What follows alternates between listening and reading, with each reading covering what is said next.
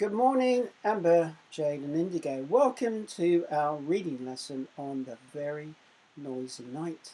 Our ally today is to begin to write a story. So we're going to use the story map that we created on Tuesday. So let's begin the lesson. I hope you're all well. Do you have a pencil or a pen and a piece of paper? Use the pause button if you need to. So let's start first of all by looking at the steps in the lesson. We'll start with phonics, the sound of the week, followed by spelling, and then we'll finish with writing or beginning to write our story. Right, sound of the week is owl. So remember we've got owl.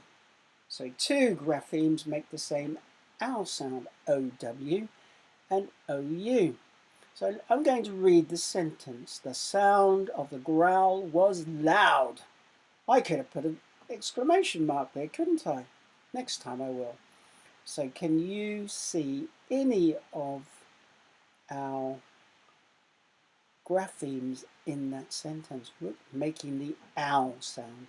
Can you spot any? The sound of the growl was loud. Have you spotted any? I only count to 5. And then I'm going to show you which of those words have an owl sound. 1, 2, 3, 4, 5. There you go. The sound has the OU grapheme and growl, OW, to make the owl sound. And loud has OU. Did you spot any of those? Did you spot those 3 words that had the sounds of the graphemes that we are learning this week?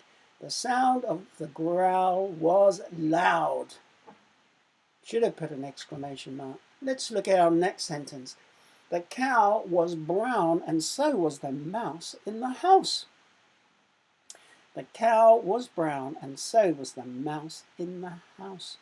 Can you see any of our sounds of the week in any of those words?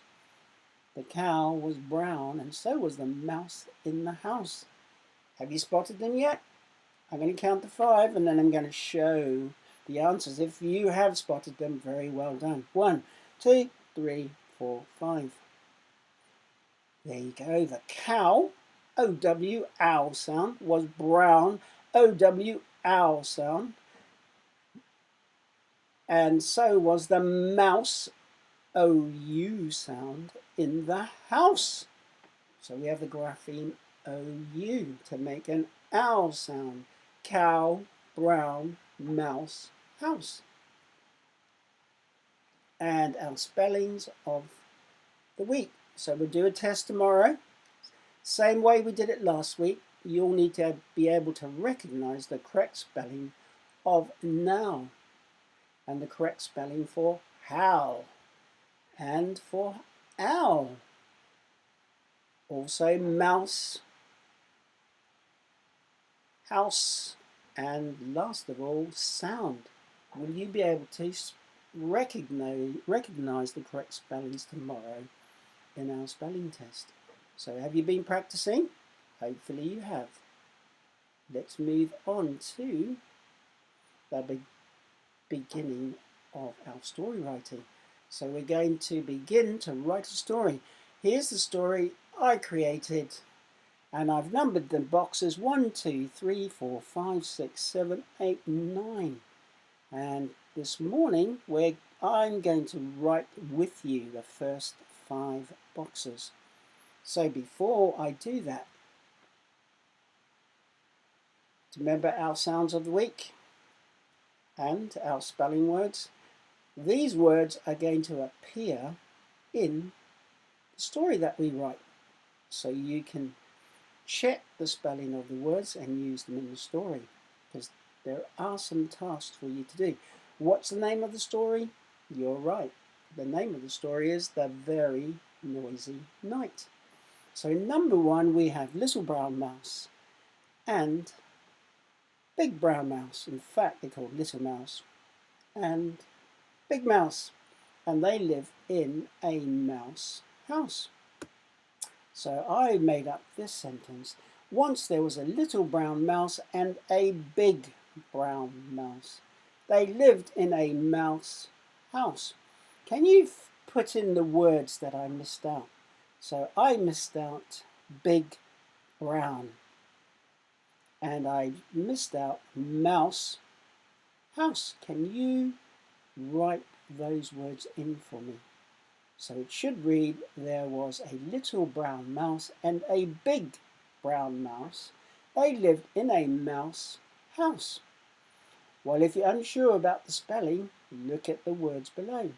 Look at the spelling list that I've put on screen for you so you can check. So now let's go to number 2.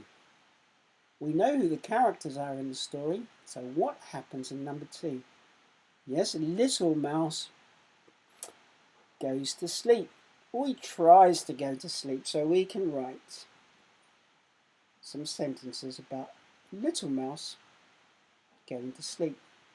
One night, little mouse was going to sleep. He closed his eyes. Have you noticed? You need to spell the word mouse because I left it out. So one night, little mouse was going to sleep. He closed his eyes. And then let's look at number 3. Can you see little mouse and big mouse in bed? And one of them sitting up. And what's happening outside? It's the wind, it's blowing. In fact, it's howling. So what can we write for that sentence, for that picture I should say? He heard a huff and a puff at the window. What is it? Little mouse shouted. It's the howl of the wind. Go to sleep now, said Big Mouse. Have you noticed I've missed out some letters in the words? You need to finish them off. So what about puff? He heard a huff and a puff. Which 3 letters do you need to write after P or P? Check huff to help you to work it out. At the window. So which owl letters do you use? Do you use OW after wind or OU to make window? And then go to sleep now, said Big Mouse. That's at the end. You need to put in the 2 letters that are missing from now. I only gave you the letter N or the N sound. You need the owl sound to go with it. Which one's it going to be?